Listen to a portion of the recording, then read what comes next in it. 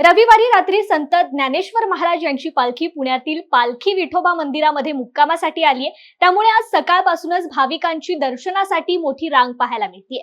माऊली माऊलीचा जयघोष करत पुणेकरांनी भवानी पेठेत असलेल्या पालखी विठोबा मंदिरामध्ये दर्शनासाठी गर्दी केली आहे।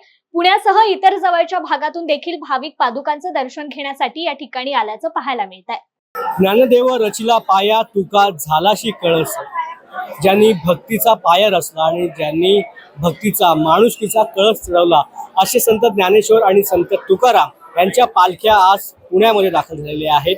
आपण पाहू शकता पुण्यामधील भवानी पेठ या ठिकाणी संत ज्ञानेश्वर माऊलींची पालखी या ठिकाणी आपल्याला पाहायला मिळते। मोठ्या संख्येने भाविक भक्त या ठिकाणी दर्शनासाठी येत असल्याचं पाहायला मिळते। संपूर्ण पुणे या ठिकाणी ज्ञानेश्वरांचं दर्शन घेण्यासाठी, ज्ञानेश्वरांच्या पादुकांचं दर्शन घेण्यासाठी आल्याचं पाहायला मिळतंय। मोठा जनसागर या ठिकाणी लुटलेला आहे। सगळीकडे भक्तिमय वातावरण असल्याचं पाहायला मिळतंय। शिस्तबद्ध नियोजन या ठिकाणी प्रशासनाच्या माध्यमातून, पोलीस यंत्रणेच्या माध्यमातून देखील करण्यात आलेलं आहे। आज संपूर्ण दिवस ही जी पालखी आहे ती या ठिकाणी वास्तव्यास असणार आहे आणि आज संपूर्ण दिवस या भाविकांना दर्शनाचा लाभ या ठिकाणी घेता येणार आहे आणि त्यासाठी मोठ्या संख्येने भाविक या ठिकाणी येत आहेत।